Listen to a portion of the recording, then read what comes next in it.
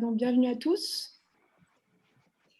Donc, on vous remercie vraiment d'être là. On est ce soir avec Monsieur Ozano du Shift Project, qui va nous parler de pétrole et de dépendance au pétrole dans nos sociétés. Donc, on le remercie au nom de Terre à Terre, qui est donc l'association, une association étudiante au sein de l'ENS Paris-Saclay, qui regroupe donc ici, on est représenté par Eva Leros, Thomas Bersani-Véroni et moi-même. Donc, on est des étudiants de l'ENS Paris-Saclay, on travaille sur les enjeux écologiques au sein de l'association de Terre à Terre. Et donc, on est très heureux de recevoir aujourd'hui Monsieur Ozano, qui va nous parler un petit peu de pétrole. Et je laisse la parole à Eva pour nous présenter la conférence de ce soir. Donc, Monsieur Ozano, depuis 2016, est l'actuel directeur du think tank de la transition écologique appelé The Shift Project. Ce think tank vise à penser une transition de nos économies vers un système plus durable.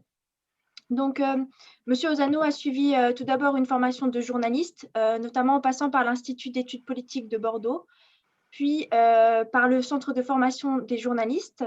Il a collaboré avec de nombreux médias comme le Canard enchaîné, Le Monde, Arte, France 2 et d'autres.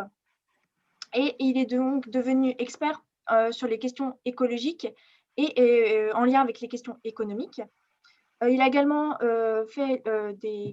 réalisé des collaborations avec la télévision et il a été également impliqué dans une autre association qui était l'ASPO France, notamment pour l'étude des pics pétroliers et gaziers. Et il est spécialisé notamment sur les questions du pétrole. Et donc, je laisse Agnès présenter la suite. Ah oui, sur la thématique du pétrole, donc Mathieu Ozano, c'est donc son objet de prédilection dans sa réflexion écologique, puisque depuis 2010, Monsieur Ozano tient un blog qui s'appelle Oilman, chronique du début de la fin du pétrole, donc un blog qui est diffusé dans Le Monde. Et en 2015, Monsieur Ozano a publié le livre Or Noir, la grande histoire du pétrole, aux éditions La Découverte, qui a un travail conséquent qui retrace l'histoire du pétrole, de ses origines géologiques jusqu'à sa prise d'importance dans la société industrielle et son progressif épuisement au XXe et XXIe siècle. Et Or Noir, donc, qui fut un livre récompensé par le prix spécial de l'Association des économistes de l'énergie en 2016. Et c'est donc le thème de la conférence de ce soir. Et donc, pour le déroulé, on va dans un premier temps, Monsieur Ozano va nous présenter dans un premier temps les problèmes et l'histoire de nos sociétés en lien avec le pétrole et donc notre dépendance à cette énergie fossile. Et dans un second temps, il nous donnera quelques pistes et solutions que l'on peut envisager pour sortir de cette dépendance pour notre future société. Donc, on va avoir une partie donc, de présentation et ensuite, à la fin, vous pourrez poser vos questions donc, dans le chat. Donc, n'hésitez pas au long de la conférence à les partager et on choisira les plus pertinentes. Merci. Bonne conférence. Ok. Merci Eva, merci Agnès, et puis merci à votre association de me faire l'honneur de m'inviter à prendre la parole de loin, bien sûr. J'aurais bien aimé. J'aime toujours aller dans un amphithéâtre. Je suis chez moi, comme vous, la plupart d'entre vous, probablement. Ce qui permet de réfléchir. C'est pas la manière la moins fertile pour réfléchir de notre lien avec l'énergie, la capacité de se déplacer ou de ne pas se déplacer. C'est assez inspirant, je trouve, cette période. Donc, le lien entre tout ce qui nous anime, pour ceux qui n'ont pas complètement dormi au lycée en physique-chimie, ça s'appelle l'énergie, qui est une dimension physique fondamentale qui décrit ce qu'il se passe. Finalement, à chaque fois qu'il se passe quelque chose, une dimension énergétique entre en jeu. Alors, on va, au cours de 7 heures, décrire l'intensivité du lien qui nous lie à notre première source d'énergie, encore aujourd'hui, le pétrole. Et on va essayer de tracer quelques implications de ce lien. Alors, j'ai l'habitude, j'aime bien partir lorsqu'on me fait l'honneur de me demander un petit peu une présentation un peu synthétique sur ces enjeux pétroliers, de transition énergétique post-pétrole, post-carbone, j'aime bien repartir d'une citation qui m'a beaucoup marqué, qui est écrite à l'entrée du musée du pétrole de la République populaire de Chine. Alors, j'y suis pas allé, mais on m'a raconté que c'était ça qui était écrit à l'entrée de ce musée. Daking. Daking, c'est le champ pétrolier dans le nord-est du pays, en Mandchourie, le champ pétrolier principal chinois. On le sait peu, mais la Chine est un producteur pétrolier très important. Et la découverte et le développement des ressources pétrolières chinoises à partir des années 50 ont joué un rôle décisif dans l'émergence de la puissance économique chinoise. D'ailleurs, Mao avait fait inscrire parmi ses... Il travaillait par leitmotiv et il avait dit n'oubliez pas la leçon de Daking.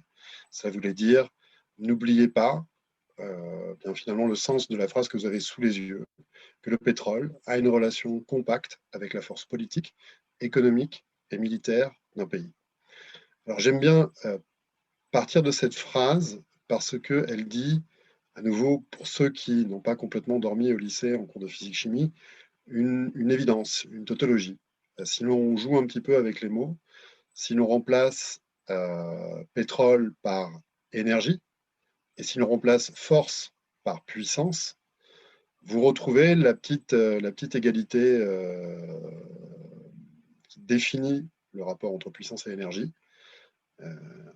1 watt, la dimension de la mesure de la puissance, est un rapport entre l'énergie, mesurée en joules, et le temps. La puissance, c'est un rapport entre énergie et temps. Donc, dès que vous voulez mobiliser une puissance, il vous faut des ressources adéquates en énergie. Alors, c'est une évidence, c'est une tautologie. Malheureusement, cette évidence, on a tendance à la perdre de vue lorsque l'on s'intéresse aux histoires, aux affaires humaines. Précisément, lorsque l'on parle d'une puissance économique, d'une puissance politique, d'une puissance militaire ou même d'une puissance individuelle, la puissance de l'esprit, on perd de vue que pour mobiliser, pour réaliser une quelconque volonté de puissance, il faut, en tout cas une volonté de puissance matérielle, dans le monde concret, il faut disposer de ressources adéquates en énergie. Ce lien, cette relation compacte, elle me semble extrêmement, enfin, elle m'est apparue extrêmement fertile pour comprendre précisément les jeux de puissance et les rapports de force qui ont animé le XXe siècle, qui est le siècle de l'essor inouï de la puissance humaine.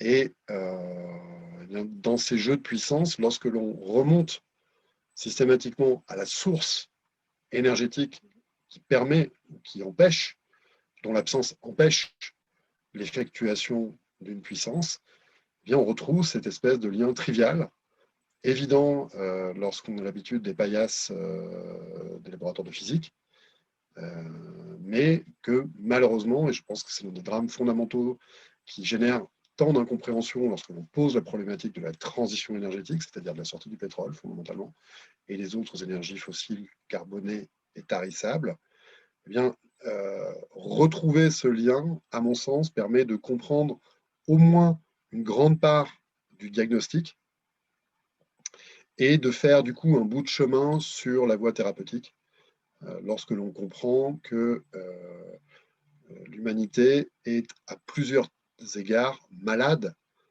de son rapport de dépendance à sa source principale d'énergie qui lui permet d'effectuer sa volonté de puissance dont on a remarqué au XXe siècle à quel point elle pouvait être sans limite, cette volonté de puissance matérielle. La photo là que j'ai mise, que j'aime bien utiliser pour illustrer, elle est également en Chine. Elle n'est pas prise en Chine, c'est une file d'attente de taxis chinois qui attendent pour faire le plein sur une infrastructure routière qui a dû être construite probablement en quelques mois au cours des années 2000. On a un essor de la puissance chinoise, qui a une relation compacte avec des sources énergétiques. Et malheureusement, il se trouve que dans le cas de la Chine, ces sources d'énergie sont carbonées, tarissables, et c'est bien l'essentiel du problème posé. Alors on va le décortiquer un petit peu, on va décortiquer un peu cette relation compacte à travers des aspects macroéconomiques, historiques et pour finir, physiques. Alors une relation compacte, de quoi on parle? Là, j'ai pris une échelle de temps, on va du début des années 70 à la fin des années 2000. J'aurais pu prendre une échelle de temps plus grande. Vous avez représenté les évolutions des taux de croissance du pétrole, de l'énergie et du PIB, GDP, mondial. On voit, on devine qu'il y a peut-être quelque chose de commun. Il y a quelque chose qui se passe. On va y revenir de manière beaucoup plus précise. Mais voilà, ça vous donne déjà un aperçu heuristique, sans doute, de cette compacité du lien entre pétrole, énergie au sens large, et évolution de la croissance économique. Si on s'y attarde un petit peu, qu'est-ce que c'est que la croissance économique? C'est des transformations physiques, fondamentalement, qui croissent, qui se développent. Quand on parle de croissance de la puissance économique, c'est bien ça, hein, la croissance du PIB. On divise finalement une source d'énergie par du temps. Une croissance économique, c'est plus d'avions qui circulent, c'est plus de tonnes de trucs et de machins qu'on déplace sur la Terre, que l'on transforme, que l'on refroidit, que l'on réchauffe, que l'on concasse, etc. etc. Malheureusement, dans la théorie économique, ce lien, cette compacité, ce lien fondamental entre source d'énergie et capacité économique à effectuer une puissance est totalement gommé. Il y a une analogie, il y a plein d'analogies qu'on peut faire pour décrire cet angle mort. Le secteur énergétique, vous savez que la croissance économique, ou le PIB, c'est la somme de de toutes les valeurs ajoutées produites dans un territoire. Et là-dedans, en particulier, comme dans un territoire comme la France, eh bien l'énergie, ça pèse pas très lourd, ça pèse quelques pourcentages du PIB. Eh bien, on peut faire l'analogie avec l'agriculture. L'agriculture, aujourd'hui, en France, ça pèse d'ailleurs un poids qui va être un peu supérieur à celui du secteur énergétique, mais ça pèse pas beaucoup. Mais imaginez une société sans énergie, une société technique sans énergie, c'est la même chose qu'imaginer cette société, c'est les hommes et les femmes qui composent cette société, eh bien sans nourriture. C'est à la lettre, le lien est parfaitement, l'analogie est parfaitement valable. Moi, pour vous faire cette conférence, pour effectuer ma volonté de puissance individuelle qui m'appelle à vous parler ce soir, d'abord, j'ai besoin d'avoir correctement mangé aujourd'hui. Et puis, dans le système technique qui me permet de vous parler comme ça en direct à la vitesse pratiquement de la lumière, eh bien, je mobilise toute une infrastructure technique qui avale des joules et recrache des watts à chaque instant où mon image apparaît sur votre écran. Voilà. Donc il y a ce lien que l'on a tendance, parce que, en particulier en France, on croit aux forces de l'esprit, ce lien physique, consubstantiel, inévitable, avec des ressources adéquates en énergie. Et même la force de l'esprit, elle a besoin, quelque part, d'avoir fait un bon petit déjeuner le matin. Alors, comment est-ce qu'on en est pourquoi est-ce qu'on a un problème avec ce lien compact entre les sources d'énergie qu'on mobilise pour effectuer la puissance économique et le résultat de cette effectuation? Bon, alors là, je vais aller assez vite sur la problématique climatique. Vous avez sur le graphique du haut la production de CO2 anthropique due aux activités humaines. Alors vous avez en vert, en bas, l'utilisation des terres et des forêts, et essentiellement l'usage de l'énergie et des processus industriels. Alors là-dedans, vous avez d'abord, au moment de la révolution industrielle, le charbon, puis les hydrocarbures, pétrole, puis gaz naturel, fondamentalement.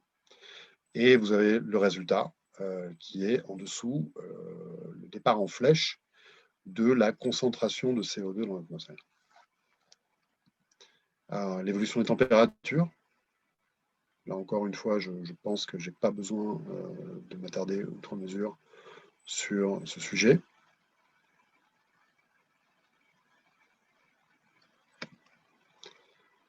Bon, il y a énormément de manières de percevoir le diagnostic, les symptômes du réchauffement, et on peut déjà se projeter.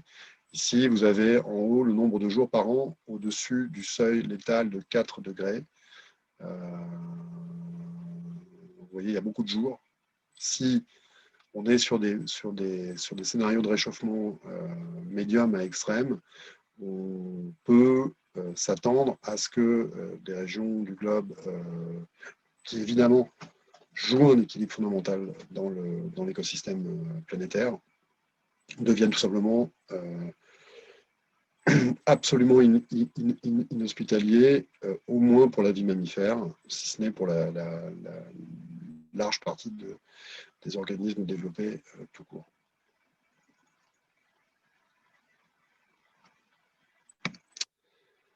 Faire descendre cette fièvre du réchauffement, donc là on commence à évoquer un petit peu la partie thérapie. J'ai évoqué très rapidement le diagnostic. Pour ce qui est de la thérapie, eh bien, on sait que pour rester en deçà de la cote d'alerte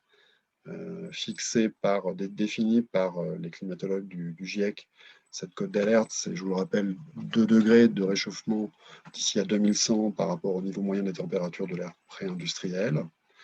Eh bien, plus on attend, c'est ce que montre ce graphique, eh bien, plus la pente du déclin des émissions de CO2 anthropique devient abrupte.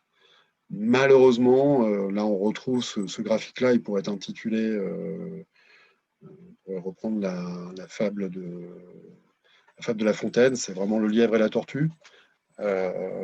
Si on avait commencé à se préoccuper de mettre en œuvre une thérapie de sortie des énergies fossiles à la fin des années 90, c'est-à-dire lorsqu'a été signé le premier accord international sur le gaz à effet de serre, le protocole de Kyoto, on aurait eu une pente relativement faible de décroissance nécessaire des émissions de CO2 par an, de l'ordre de 2% par an.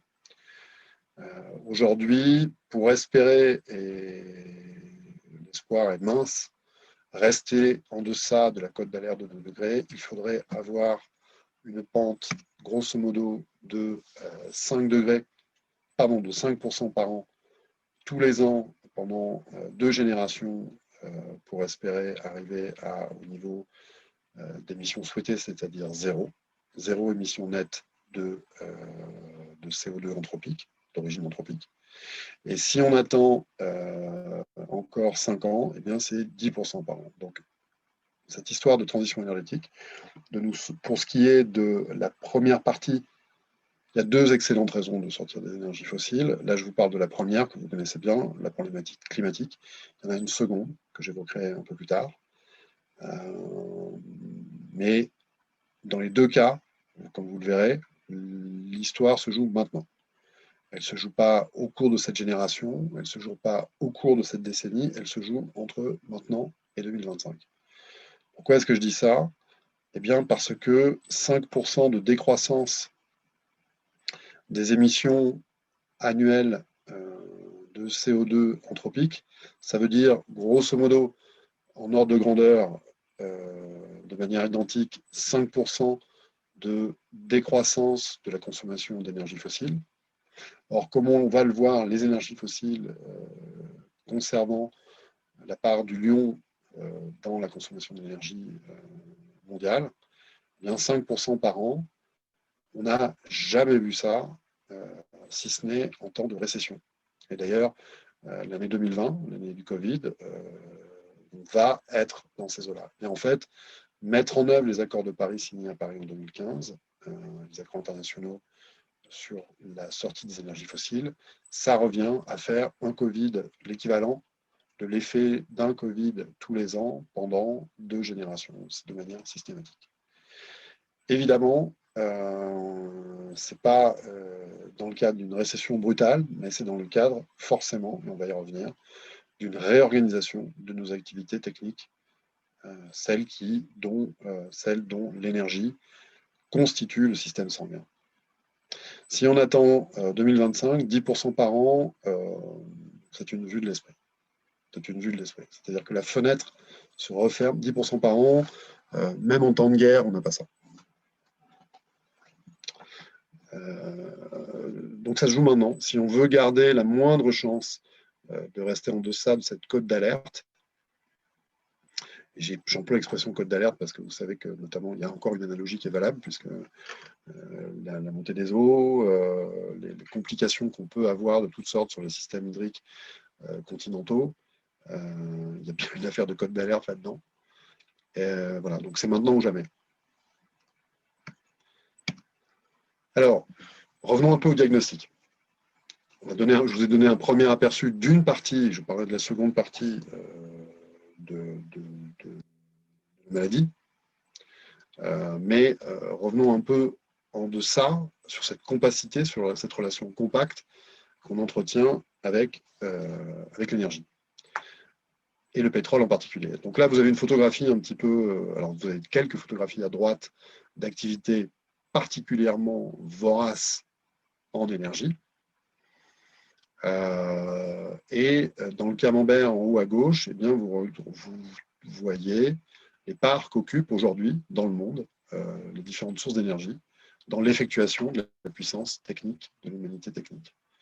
Et vous vous apercevez que 80%, les 4/5 de l'énergie que l'on mobilise, des sources d'énergie que l'on mobilise dans le monde, sont des énergies fossiles, c'est-à-dire carbonées. C'est le carbone qui a ce rôle dans l'opacité à l'infrarouge, dans l'effet de serre, donc carboné et tarissable. En bas, vous avez de manière beaucoup plus pertinente que ce que je vous ai montré au début, cette représentation de la compacité du lien entre croissance économique en ordonnée ici, World GDP, et croissance de la consommation d'énergie.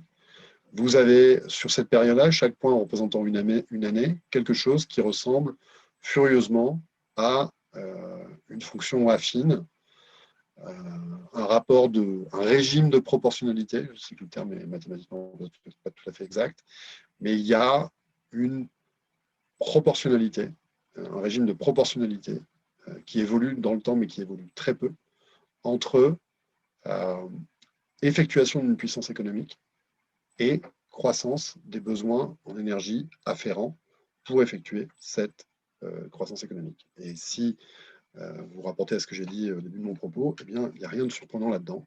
Plus on fait des choses, plus il faut avoir d'énergie pour faire ces choses.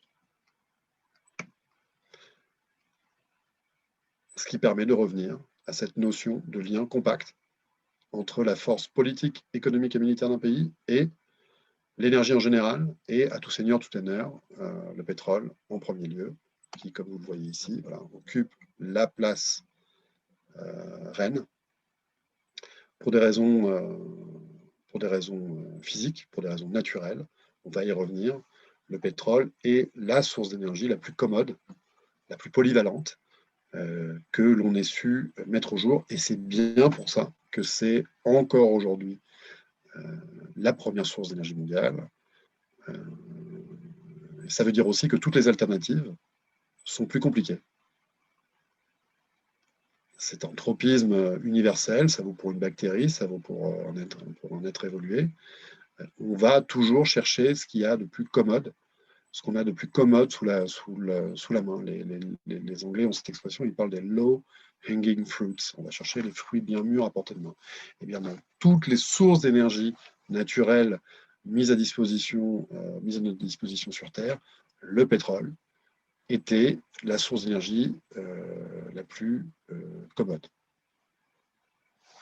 C'est-à-dire qu'elle avait le rapport complexité, puissance délivrée le plus intéressant. Alors, on va y revenir. Cette compacité du lien, on la retrouve en temps de guerre, elle est très visible en temps de guerre, dans les affaires humaines.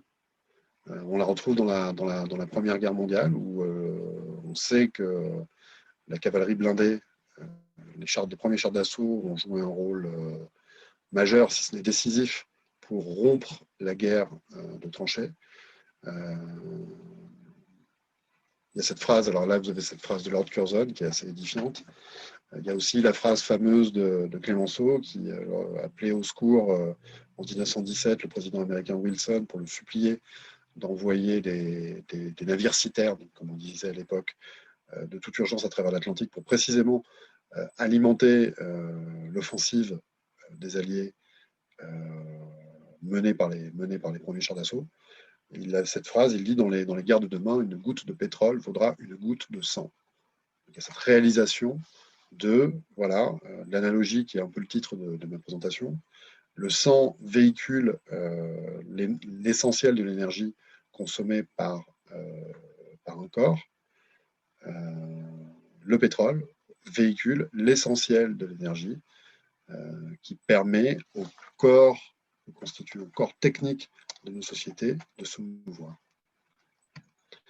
On le voit aussi en temps de paix, ce lien compact. Calvin Coolidge, qui est le président américain des années 20, de l'essor précisément de la puissance qui marque précisément l'essor incroyable, inouï de la puissance américaine.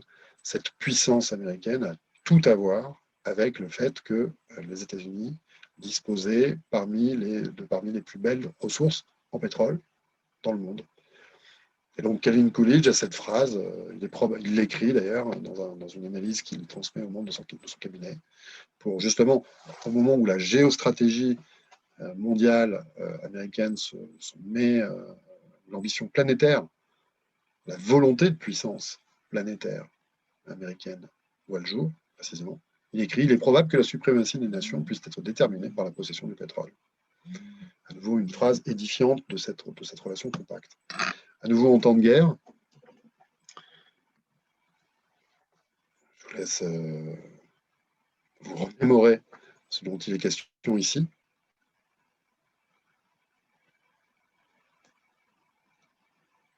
L'histoire de la Seconde Guerre mondiale peut, à mon sens, être parfaitement interprétée. En tout cas, ces grands mouvements stratégiques peuvent être interprétés comme les mouvements de deux volontés de puissance ô combien irrépressibles, celle de l'Allemagne nazie et celle de l'Empire nippon, qui avaient tout, y compris les meilleurs chimistes du monde à l'époque, donc la puissance de l'esprit, mais pas de ressources adéquates en énergie pétrolière. Et c'est bien l'objectif fondamental de l'opération Barbarossa, de l'invasion de l'Union soviétique. Le but ultime, c'est la plus belle source d'énergie sur le continent eurasiatique à l'époque, c'est Bakou, au bord de la Caspienne. Stalingrad, le but, c'est Bakou. Et de manière similaire, du côté de l'océan Pacifique, l'objectif numéro 1 stratégique de l'Empire nippon, c'est d'acquérir sa propre source de pétrole pour alimenter sa volonté de puissance impérialiste. Et cette source de pétrole, dans cette partie du globe, elle se trouve dans les Indes néerlandaises, qu'on appelle l'Indonésie. Et le but tactique de Pearl Harbor, la logique tactique de Pearl Harbor, c'est de mettre en œuvre une stratégie qui consiste à repousser le plus loin possible la flotte américaine dans le Pacifique pour prendre le contrôle de l'Indonésie. Je signale, et ça me permet d'ouvrir vers la seconde excellente raison qu'on a de sortir du pétrole, que la production de l'Indonésie, tout comme la production de l'Azerbaïdjan, donc de Bakou, sont en déclin. Ce sont deux producteurs pétroliers anciens qui sont en déclin.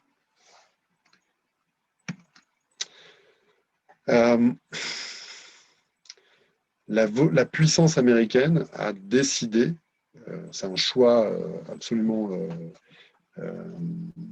explicite, historiquement et très bien documenté, de préserver son trésor pétrolier pour l'effectuation de la puissance économique américaine et réserver le pétrole arabe, qui est en cours de développement autour du Golfe Persique, aux alliés européens et japonais. Et c'est ce qui est mis en œuvre dès 1945. Vous avez cette photographie du président Roosevelt qui prend le temps, malgré son état de santé déplorable, fatal, quelques mois plus tard, de sceller l'alliance la plus stable et sans doute la plus baroque de l'histoire entre la première puissance mondiale, les États-Unis, et le pays qui, par la grâce d'Allah, disposait et dispose encore des plus belles sources en pétrole mondial, l'Arabie Saoudite.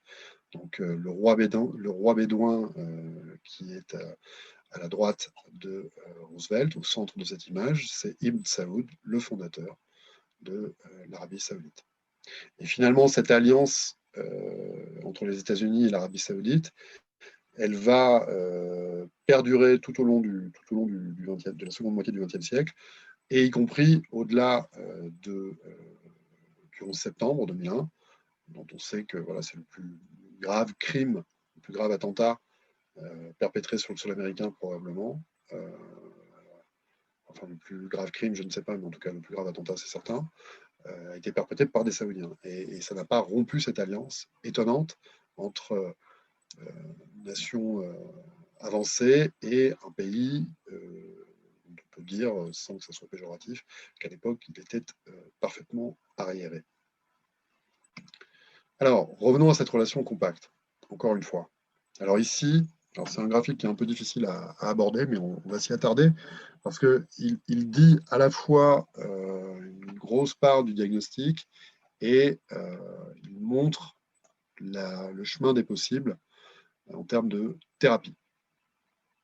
Donc, les points en rose, vous retrouvez ce que je vous ai montré tout à l'heure, ce lien compact entre, alors cette fois non plus énergie en X, en abscisse, mais seulement pétrole, et ici le PIB. Donc on est sur une échelle logarithmique, mais ça ne change pas grand-chose. On retrouve cette relation compacte sur chaque point, de manière tout à fait constante, de 1950 à 1973. Alors là où, pour l'énergie de manière générale, on avait cette linéarité, cette quasi-linéarité, cette fonction affine qui se prolongeait jusqu'à aujourd'hui entre énergie et PIB. Ici, vous voyez qu'il y a des ruptures de pente. Et ces ruptures de pente sont très intéressantes. Elles correspondent d'abord, vous voyez, 1950, 1973, 1983, 2019. Il y a quelque chose qui a changé. Et entre les deux, vous retrouvez la période des chocs pétroliers, précisément. Entre 73, guerre du Yom Kippour, 79, révolution en Iran, et 82, sortie peu ou prou de la période de récession, en tout cas de la période de fortes tempêtes économiques qui balaient la planète pendant les années 70. Il y a un changement de régime de croissance. Il y a un changement du régime de compacité. C'est plus exactement la même compacité. On a une fonction affine par morceau, un premier régime ici de proportionnalité, et ici un second régime qui se met en place tout aussi stable, de 82 jusqu'à nos jours. D'accord ? Qu'est-ce que ça dit là ? Ça dit simplement que ce changement de régime, ça dit qu'il faut un peu moins, pas beaucoup moins, mais un peu moins de pétrole. Il ne faut pas moins d'énergie. Il faut un peu moins de pétrole pour acquérir un point de croissance de la puissance économique supplémentaire. Qu'est-ce qui se passe entre les deux régimes de croissance ? Eh bien, se passe la seule transition énergétique depuis le début de l'hégémonie du pétrole. Alors, la première, c'était le passage dans cette hégémonie du charbon au pétrole. La consommation de charbon n'a jamais fait que croître jusqu'à présent. C'est vraiment une prédomination. C'est comme démarche d'un escalier, finalement, vous avez le charbon, s'empile dessus le pétrole, et là se passe la seule transition énergétique qui soit advenue réellement visible dans l'histoire économique, qui est en fait le passage d'un hydrocarbure à un autre, fondamentalement. Alors, il y a l'essor du nucléaire, c'est sûr, mais cet essor du nucléaire est minime par rapport à l'essor du gaz naturel. En fait, ce qui se passe là, fondamentalement, entre 1973 et 1982, le gros du changement tient au fait qu'on a arrêté de produire de l'électricité dans des centrales avec du fuel, donc du pétrole, et donc du pétrole lourd, en général, du pétrole lourd, et qu'on a remplacé cet hydrocarbure par son petit frère plus léger, le gaz naturel. Le gaz naturel étant du pétrole sous forme gazeuse. La frontière entre les deux est tout à fait discutable. C'est simplement qu'il y a l'un des deux qui est à l'état gazeux à pression normale, enfin, à la surface du sol. C'est la seule différence qu'il y a entre pétrole et gaz naturel d'un point de vue chimique. D'un point de vue industriel, ça fait une grande différence parce que le gaz se transporte beaucoup moins bien que le liquide. Mais sinon, c'est à peu près la seule chose qui s'est passée. Alors maintenant, où est-ce qu'on doit aller? Où est-ce qu'on doit aller à partir de là? On va regarder, on va s'intéresser un peu au haut de la courbe. Je vais l'heure qu'il est parce que le temps passe vite. En fait, vous avez là, les trois courbes qui sont là sont les trois scénarios privilégiés par, disons, la source ou l'une des sources, même la source de référence sur les scénarios énergétiques, qui est l'Agence internationale de l'énergie, IEA, et que l'on retrouve dans ses rapports annuels. Donc la bleue, c'est, disons, vous avez trois scénarios, le bleu, le rouge, le vert.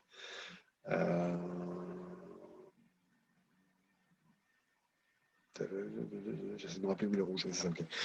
Parce qu'ils ont changé l'appellation cette année, on a réactualisé ce graphique qui est dû au vice-président du Shift Project, le groupe de réflexion que je dirige. Donc la bleue, c'est mise en œuvre des Stated Policy Scenarios, donc on fait ce qu'on a dit. Voilà. C'est-à-dire les États mettent en œuvre leurs engagements pris dans le cadre de la signature du protocole, des accords de Paris en 2015.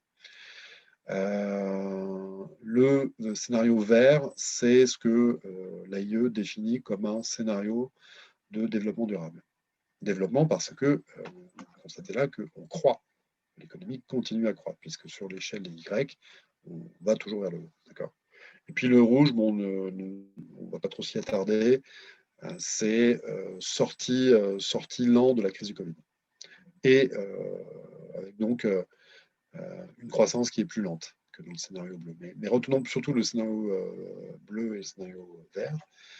Alors le scénario bleu, il est loin de permettre de tenir la pente du déclin des émissions de CO2, comme vous le savez. Les accords qui ont été pris en 2015 nous amènent bien au-delà d'un réchauffement de 2 degrés. Et alors le scénario vert, il est également, on se dirait, bah, tiens, il n'y a qu'à faire ça. En fait, on va y revenir, tout aussi problématique. Alors d'abord, il est virtuel. Il est virtuel, parce que personne ne sait bien comment on peut mettre en œuvre ça, mais non seulement personne ne le sait, mais il y a peut-être même un vice de forme. On va y revenir dans cette notion, puisque là, on retrouve j'allais dire le totem, je cite déjà un jugement de valeur, je saute vers la conclusion, mais le leitmotiv, disons, de ce qu'on appelle la croissance verte. Donc croissance verte, ça revient à faire ça. Ça revient à faire plus avec moins, finalement, du point de vue du pétrole en tout cas, c'est-à-dire avoir plus de croissance avec moins de consommation de pétrole. C'est une notion qui pose des problèmes, ne serait-ce que d'un point de vue analytique, puisque ça n'est jamais arrivé de manière aussi systématique. Alors, c'est arrivé brièvement à la fin, entre 78, 79, 80, 81, 82.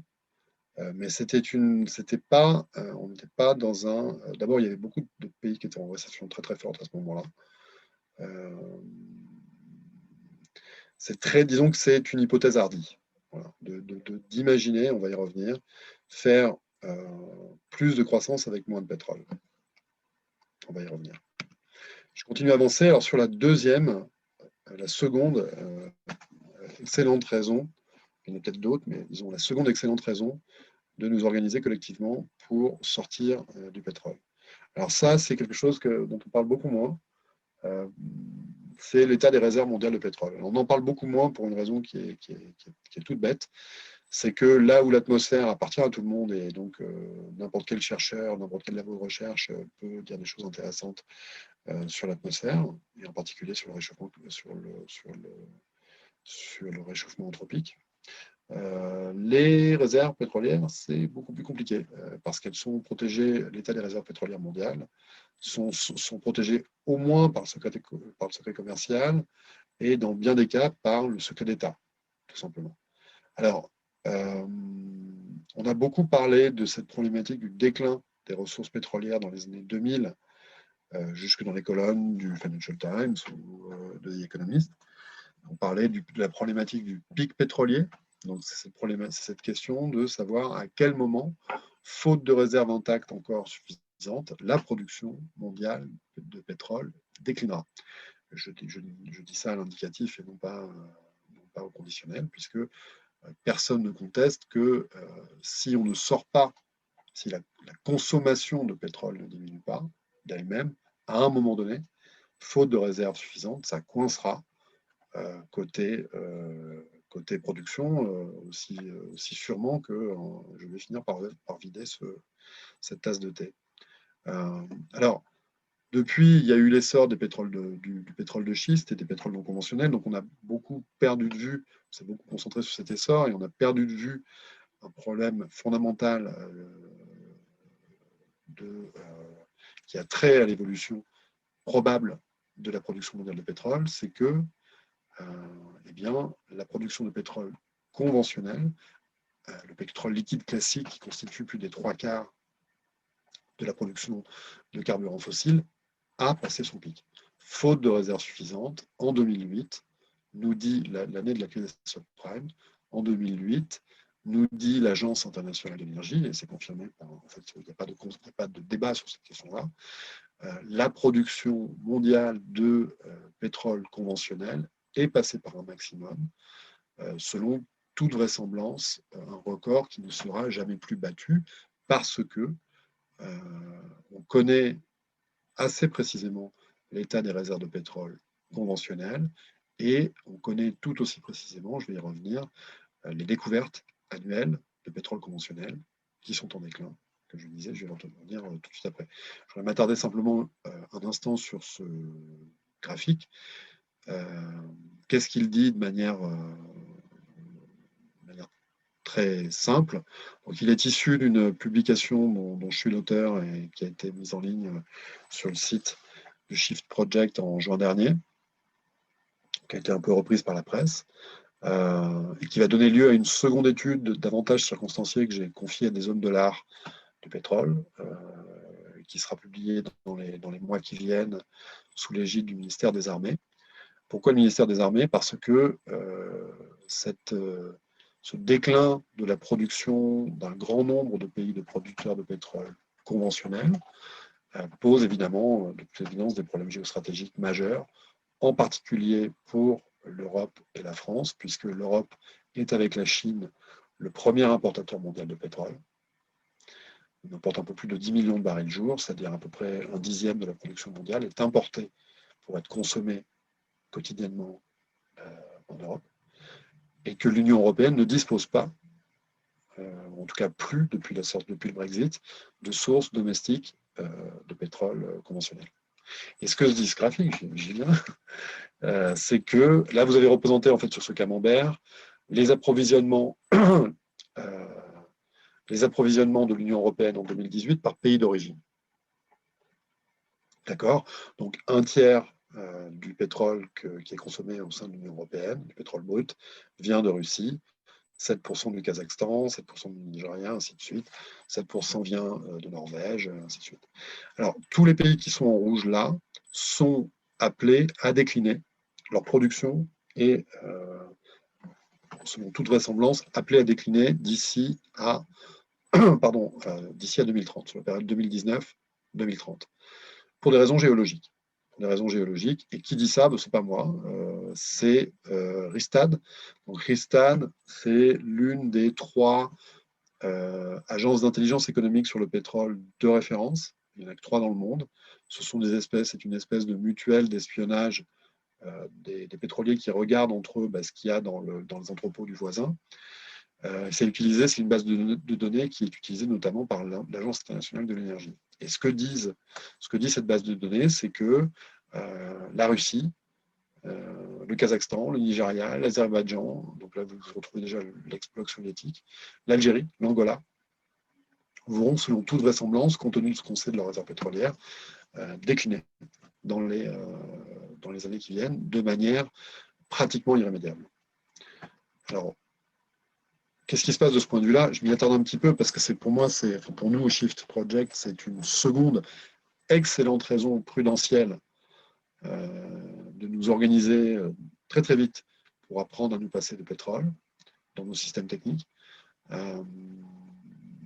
Donc ça, ce que je vous montre ici, c'est un peu le résumé de ce diagnostic-là. Je vous ai montré 2-3 graphiques qui synthétisent le diagnostic du côté des effets de notre addiction au pétrole, c'est-à-dire en particulier de l'effet de serre. Là, on parle de la cause. Le pétrole est disponible en quantité finie sur Terre. Donc là, vous avez sur ce graphique, en histogramme gris, les découvertes annuelles de pétrole, lissées. Il y a une mouvante tous les 3 ans, mais vous voyez que les découvertes annuelles de pétrole sont passées par un maximum dans les années 60 et que les derniers millésimes, vous avez une pente de déclin, et que les derniers millésimes, j'aurais pu prolonger jusqu'à 2019, sont systématiquement très mauvais du point de vue des pétroliers. Et en rouge, vous avez la production, ou autrement dit la consommation de pétrole annuelle, et vous voyez que les 2 agrégats se sont croisés au milieu des années 80. Donc ça fait depuis le milieu des années 80, depuis plus d'une génération, que l'humanité consomme plus de pétrole qu'elle n'en découvre, et malheureusement ne voit pas le problème. Et si vous ne le voyez pas, moi je le vois personnellement très bien. Les pétroliers découvrent de moins en moins de pétrole et pourtant ils mettent de plus en plus d'engrais. Leur récolte est de plus en plus mauvaise et pourtant ils mettent de plus en plus d'engrais. Vous avez ici sur ce graphique en rouge, le noir c'est le prix du baril, mais on s'en fiche un peu là. En rouge, ce sont les CAPEX mondiaux dans le oil and gas. Le CAPEX, c'est les capitaux investis dans le développement de la production.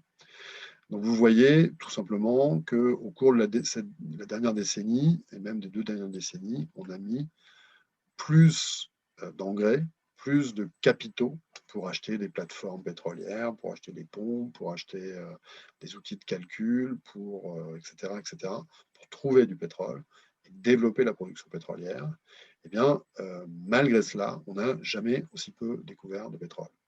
Donc imaginez un paysan qui met de plus en plus d'engrais et sa récolte est de plus en plus mauvaise, il ne va pas passer longtemps avant qu'on conclue que ce paysan a un petit problème avec sa terre. L'essor du shale oil, vous l'avez ici, du pétrole de schiste.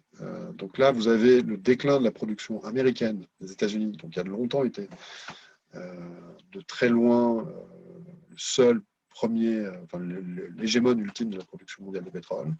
Donc la production de pétrole conventionnel, effectivement, décline depuis 1970. Ici, vous avez l'essor de l'Alaska qui a décliné assez vite. Et puis, ce boom incroyable du tight oil, c'est-à-dire du pétrole, de ce qu'on appelle, avec une mauvaise traduction en français, le pétrole de schiste. La question étant de savoir si on a ici, du point de vue de notre addiction au pétrole, un nouveau dealer, une nouvelle source pour étancher notre soif de pétrole. Alors, je n'ai pas le temps de m'y attarder ici, mais il y a des raisons d'en douter. Et puis, de toute façon, ça ne change pas fondamentalement le problème posé. Là, vous avez sur ce graphique la production mondiale de pétrole jusqu'en 2060 telle qu'elle est imaginée par Rystad, la société d'intelligence économique à laquelle je faisais allusion. On voit en fait sur ce graphique que le problème du pic pétrolier est absolument concomitant du problème climatique. On sait que grosso modo, on devrait voir apparaître au cours des décennies prochaines les conséquences systématiquement catastrophiques du réchauffement climatique. Là, ici, vous avez une autre catastrophe qui ne nous sauve pas non plus, qui ne suffit pas à nous sauver du problème climatique. On y reviendra peut-être pendant les questions. Mais vous avez, dans un best case scénario du point de vue des pétroliers, quand même, malgré l'essor du tight oil, ici en vert clair, un pic pétrolier qui se situe quelque part avant 2040. C'est-à-dire du point de vue de l'organisme technique mondial, demain. Donc même dans ce best case scénario, et il y a beaucoup de raisons de croire que le tight oil ne montera pas aussi haut et que le conventionnel peut décliner beaucoup plus vite qu'il ne le fait ici, on a grosso modo une génération avant d'être rattrapé par une voiture balai. Vous voyez, en fait, le climat, c'est une course. Jusqu'à présent, on n'a fait que suivre les pentes de plus faible résistance qui nous mène aujourd'hui dans cette espèce de marée de notre addiction au pétrole. Il faut remonter un col pour transitionner. Il faut arriver à faire cette ascension et c'est un col parce que c'est des efforts. Lorsque du point de vue de notre addiction au pétrole, jusqu'à présent, on a fait suivre que la pente de plus faible résistance. Là, il faut remonter un col. Si vous êtes familier du Tour de France, dans cette ascension, il y a une voiture balai. Vous savez, la voiture balai dans le Tour de France, c'est celle qui ramasse ceux qui abandonnent, qui s'appelle le pic pétrolier. C'est-à-dire que si on ne sort pas du pétrole pour nous sauver de la catastrophe climatique, on sera rattrapé, tôt ou tard, et plutôt à mon sens tôt que tard, par des contraintes sur les approvisionnements pétroliers, a fortiori aiguës pour nous, Européens, qui n'avons pas de pétrole, mais qui en importons beaucoup. Donc de ce point de vue-là, pour nous, c'est pour ça qu'on parle d'une double contrainte carbone, le climat et le pic pétrolier. Et voilà, si on se rappelle ces classiques, on peut retrouver l'image de Caride des Scylla. C'est-à-dire que l'humanité, du point de vue de sa dépendance au pétrole, navigue au vent de récif, d'un récif et d'un tourbillon, Caride des Scylla. Le tourbillon, c'est le climat.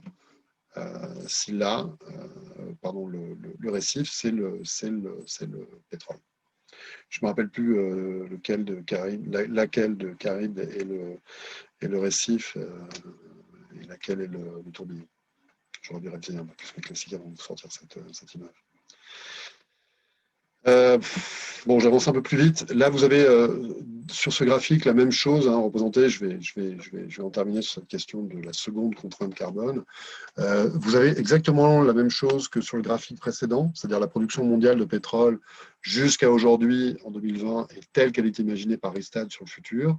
Vous retrouvez, alors c'est difficile à voir sur ce graphique, mais vous retrouvez ici le pic de 2008, dont je vous ai parlé, le maximum de production franchi par le pétrole conventionnel, qui à l'époque constituait 95% de la production mondiale et aujourd'hui les 3/4, du fait de l'essor du tight oil. Ici en 2020, on est déjà à 4%, ce qui est considérable, en dessous du pic ici de 2008. Alors on est sur une espèce de plateau ondulant. Là, vous voyez la crise du Covid. La crise du Covid a entraîné un gel de beaucoup d'investissements et c'est pas du tout évident de la transition en ce moment. Il y a des pétroliers qui estiment les analystes du monde du pétrole qui estiment qu'il est bien possible que les producteurs de pétrole se lassent de leurs investissements dans le pétrole avant que nous autres consommateurs, et je me compte dedans même si je n'ai pas d'automobile, parce qu'indirectement j'en consomme, nous-mêmes nous sortions du pétrole. Donc là, ce que montre ce graphique ici, pardon, j'y reviens, je vais aller beaucoup plus vite, parce que là, je suis trop long. Ça montre que la production existante, ici, en marron, jusqu'ici en 2020, elle décline. C'est-à-dire que plus de la moitié, ici, à peu près la moitié finalement, plutôt, de la production mondiale est constituée par des champs qui sont à plus de 50%, qui ont épuisé plus de 50% de leurs réserves. C'est ce que les pétroliers appellent des champs matures. Plus de 50% de leurs réserves, eh bien, vous retrouvez une fonction gaussienne. Ça veut dire que nécessairement, vous êtes proche du pic et votre production va décliner. Donc finalement, encore une analogie, pardon, encore une métaphore, mais pour maintenir la production mondiale de pétrole, on a une course sur un tapis roulant, le tapis roulant étant le déclin de la production existante. Et là, si vous mettez un point en 2030, vous vous apercevez que par rapport au niveau de 2020, vous avez besoin de remplacer rien de moins que un tiers de la production existante par des nouveaux champs pétroliers. Un tiers, c'est la production de l'Arabie Saoudite, plus la production des États-Unis, plus la production de la Russie, soit les 3 premiers producteurs mondiaux, dont il faut retrouver l'équivalent d'ici 2030, ne serait-ce que pour maintenir la production à niveau. Beaucoup de pétroliers aujourd'hui, vous avez mentionné Agnès, je crois, l'association pour l'étude du pic pétrolier, dont je fais partie, qui est essentiellement composée de pétroliers très chevronnés, qui estiment que ça n'est pas possible de remplacer un tiers de la production mondiale de pétrole, aujourd'hui, compte tenu du déclin des découvertes, et que donc, cette voiture balai, pic pétrolier, est en mouvement, et n'est pas très loin derrière nous. Je reviens au point de départ et puis je m'approche un peu de la conclusion puisque cette présentation on avait vocation à vous décrire le problème qu'on a avec le sang de l'économie, mais il avait aussi vocation à parler un peu de méthode thérapeutique, d'une opération à cœur ouvert qu'il faut réussir pour changer le sang de la société. Alors je reviens à cette image, voilà, au diagnostic général de notre addiction à 80% d'énergie fossile et à 30% de pétrole. Alors, si vous voulez aborder ces questions-là, alors je ne peux que les balayer rapidement dans les 10 minutes, 5-10 minutes qui me restent, mais je vous recommande vivement d'aller jeter un œil sur Wikipédia à une égalité qui s'appelle l'égalité de Kaya, du nom, je crois, de l'économiste japonais qui a eu l'excellente idée de l'écrire un jour. En fait, qu'est-ce qu'elle vous dit, cette égalité? Elle vous dit que, elle est écrite ici, si vous passez une seconde, regardez, elle dit simplement que la production anthropique de CO2 ici, est égale à la production anthropique de CO2. Bon, jusqu'ici tout va bien, CO2 égale CO2. En fait, elle décompose les facteurs fondamentaux de notre relation aux énergies fossiles. Elle vous dit que la production mondiale de CO2, vous le retrouvez ici, tiens, ici écrit, la production, les émissions mondiales de CO2, eh bien, c'est la population fois la richesse par habitant, fois le contenu énergétique de cette richesse, fois le contenu en CO2 de cette énergie. Vous voyez? Donc, voilà en très gros ce que, si vous êtes le chirurgien mondial de notre addiction au pétrole, les facteurs, les éléments sur lesquels vous pouvez jouer. Vous pouvez mettre en œuvre une politique malthusienne. Évidemment, si on passe de 6 milliards à un bonhomme roulant, même s'il a 18 Hummer et qu'il a son jet privé, ça ne sera pas très grave. Vous pouvez jouer sur la richesse de la population, comme il a été écrit il y a quelques années dans un best-seller écrit par un écologiste d'extrême gauche, comment les riches détruisent la planète. Alors, il y a un jugement éthique là-dedans, mais il y a une vérité aussi. Ensuite, vous pouvez jouer sur le contenu énergétique de la richesse, mais vous avez vu ici que la relation extrêmement stable entre énergie et PIB faisait que ce facteur-là est vraisemblablement peu mobile, d'où les doutes qu'on peut avoir sur la notion même de croissance verte. Et puis, vous pouvez décarboner la production énergétique. Vous pouvez faire en sorte que votre production d'énergie pour faire votre richesse, pour vos bons hommes et vos bonnes femmes, eh bien, elles dépendent moins d'énergie carbonée. Okay. Alors, si on regarde les choses un peu plus précisément,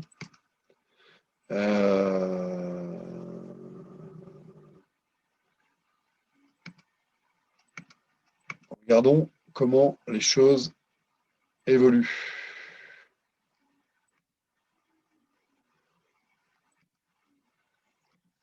Alors, je suis obligé d'aller très vite là-dessus, mais la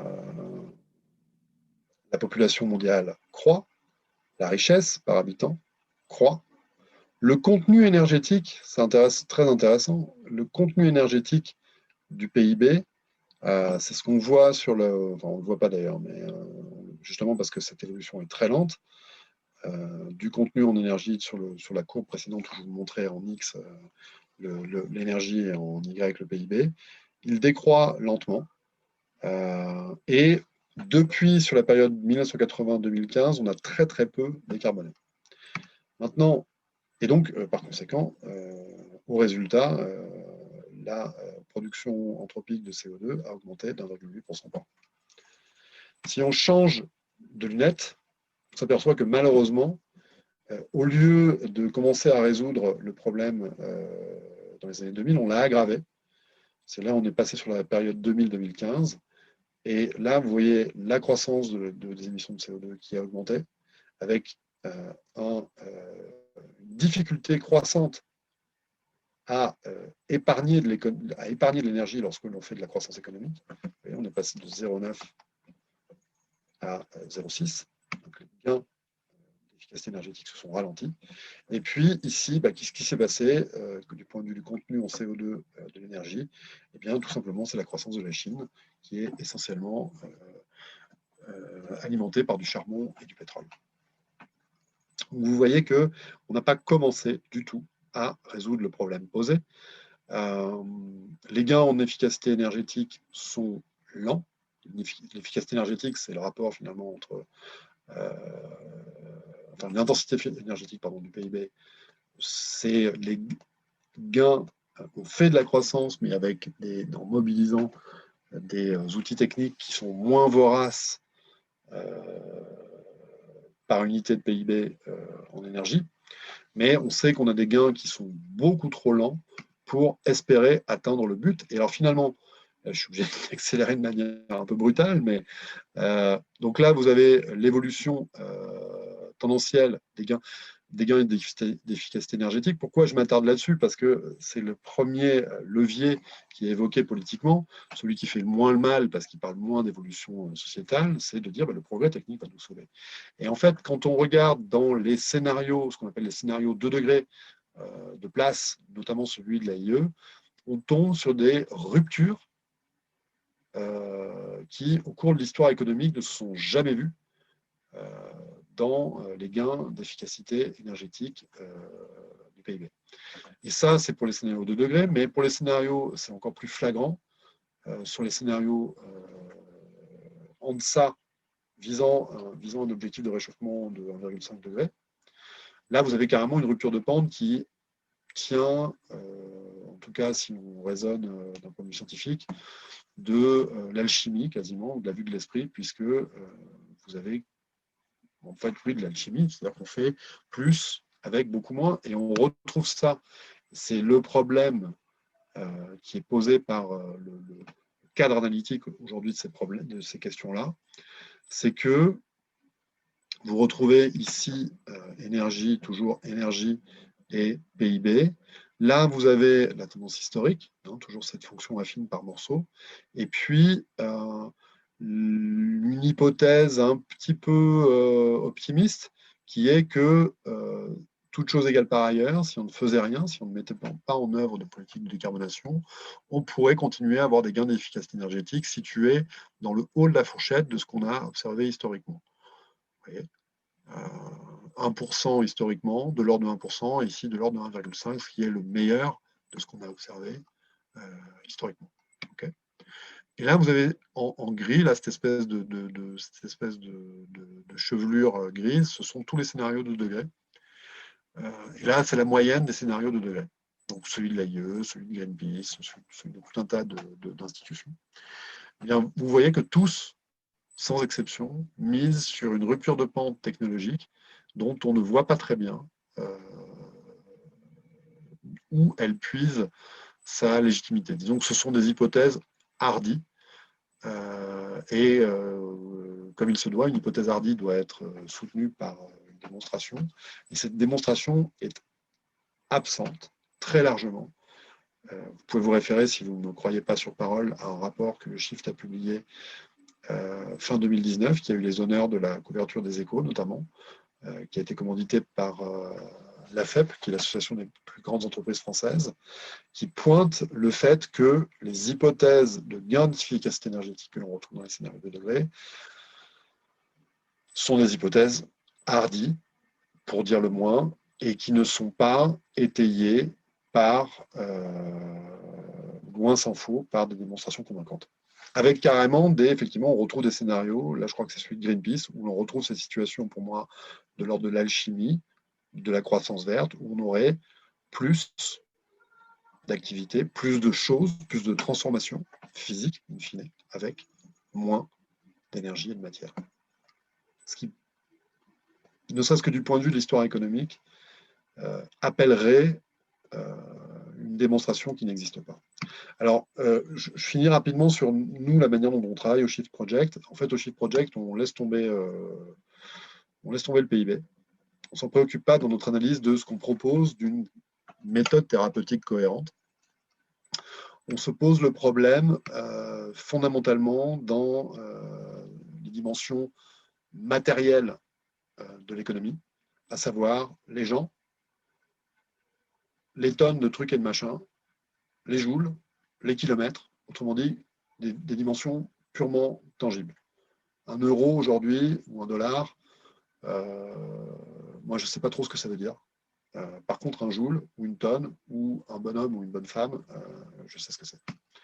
Donc voilà, je vous invite à regarder ça. C'est un chantier qu'on a ébauché, qu'on a intitulé le plan de transformation de l'économie française. En fait, on aurait dû l'intituler, ça aurait été un peu long, ébauche d'un plan de transformation de l'économie française. On ne prétend pas épuiser le sujet, on prétend le poser sur des bases qui nous semblent intellectuellement cartésiennes. Notre objectif, c'est de livrer ce plan, en tout cas les premières marches de ce plan de marche qu'on imagine pour effectivement que la France, déjà, réussisse à sortir du pétrole. En tant qu'économie développée, très tributaire des importations, je pense que si on arrive à trouver des bouts de solutions pas déconnantes pour l'économie française, je pense qu'elles peuvent avoir du sens pour d'autres pays. Et effectivement, on travaille sur l'économie physique, réelle, qu'on découpe très classiquement par secteur. Hein, là où bien souvent on s'arrête lorsqu'on parle de transition énergétique à l'alternative nucléaire versus renouvelable, ou dans le meilleur des cas, lorsqu'on se concentre pratiquement exclusivement sur le secteur de production énergétique, eh bien nous on se demande qu'est-ce que c'est qu'un secteur de santé qui fonctionne sans pétrole. Est-ce que c'est juste des ambulances électriques? Peut-être pas. Qu'est-ce que c'est qu'une administration publique qui fonctionne sans pétrole? Qu'est-ce que c'est qu'un système numérique? À l'instant, comme je vous l'ai dit, je suis en train de consommer beaucoup de joules pour vous parler. Et on sait que, ça c'est un autre truc que le Shift a documenté, que le secteur du numérique est aujourd'hui le secteur dont l'empreinte carbone croît le plus fortement et de très loin. Le numérique, en tant que système complet, en ordre de grandeur, émet autant que l'avion. Et si on continue comme ça, on devrait être à un niveau équivalent aux émissions actuelles du secteur automobile. Donc, on fait de la planification, on essaie de réinstituer de la prospective stratégique avec des nouveautés par rapport aux approches de prospective stratégique qui avaient lieu, qui avaient pignon sur rue dans les années 60-70, lorsque précisément il y avait beaucoup de croissance. Là, nous, on cherche un système qui, au moins physiquement, puisse décroître. Par construction, c'est nécessaire. Donc, on se concentre dans notre analyse prospective, dans notre modélisation, sur la résilience, les effets rebonds, les rebouclages énergie et matière, pour être sûr que traite l'évolution de l'organisme que constitue notre société technique correctement, qu'on imagine correctement qu'on pose bien le problème de cette opération à cœur ouvert. Je ne sais pas si on va aboutir, c'est un chantier qu'on a lancé, c'est un grand jeu de puzzle qu'on a lancé il y a quelques mois. On avait déjà des pièces du puzzle qu'on estime maîtriser assez bien, notamment la mobilité quotidienne ou la prospective électrique. Bien là, on se lance, on ne prétend pas épuiser le sujet, on prétend lancer le sujet, parce que comme vous l'avez compris, on a le constat d'un diagnostic d'une maladie urgente et qui, à travers la pince du climat et la pince du pic pétrolier, prend vraiment notre destin futur là, de manière immédiate. Donc une maladie qui est déjà très avancée et le besoin de faire un plan de société qui concrètement répond aux problèmes posés, ce qui n'a pas été fait malheureusement aujourd'hui par aucune nation dans le monde depuis 2015 ou depuis la signature des accords de Kyoto en 1997. Essentiellement, ce qu'on fait aujourd'hui, c'est mettre des chiffres sur des bouts de papier et procrastiner. Voilà, je vous remercie. Merci beaucoup Mathieu Ozano pour cette présentation. Alors, je m'entends en écho, c'est bon? Ok, merci beaucoup pour cette présentation très pertinente. On va maintenant prendre les questions du chat qui ont été posées. Je vais commencer par une première question que vous avez un petit peu évoquée en fin de conférence, mais vous allez peut-être pouvoir approfondir. C'est la question de Damien donc, sur que se passe-t-il en fait concrètement au niveau des industries notamment quand l'énergie fossile n'est plus disponible. Comment ça se passe d'un point de vue logistique, en termes de transport dans les usines, si on n'a plus d'énergie, en fait, si on est obligé de réduire la consommation énergétique.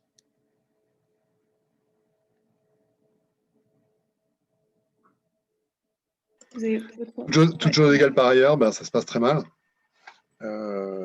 C'est ce qui se passe en temps de guerre, en fait. On a déjà observé, malheureusement, je crois, dans le cas du Venezuela ou de la Syrie, ce qu'il se passe lorsqu'un pays n'a plus de pétrole.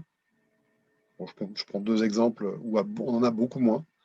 Il se trouve que la production du Venezuela et de la Syrie, qui sont des producteurs pétroliers importants, alors on le sait pour le Venezuela, on le sait moins pour la Syrie. La Syrie a été un producteur de charbon très important. À chaque fois, le chaos social succède d'une dizaine d'années le manque de pétrole. Donc, effectivement, toutes choses égales par ailleurs, sans plan précisément réorganisant, déformant, faisant évoluer les organes vitaux de notre organisme sociétal, ça se passe très très mal.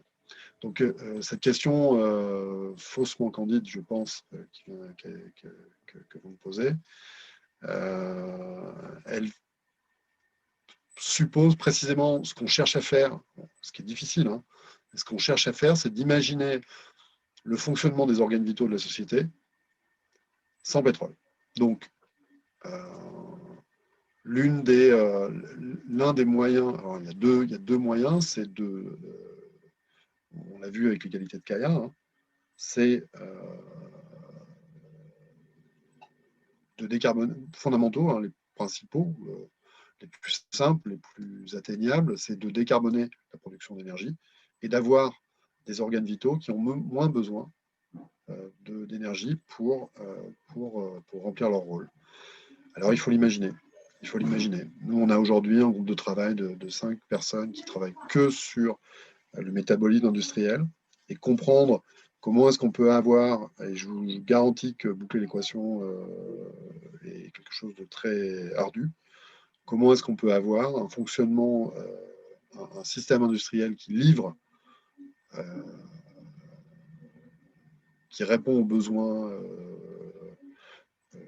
vitaux et pas que de tout un chacun, en se passant de pétrole. C'est possible, c'est compliqué, et ça suppose de réinstituer de la planification.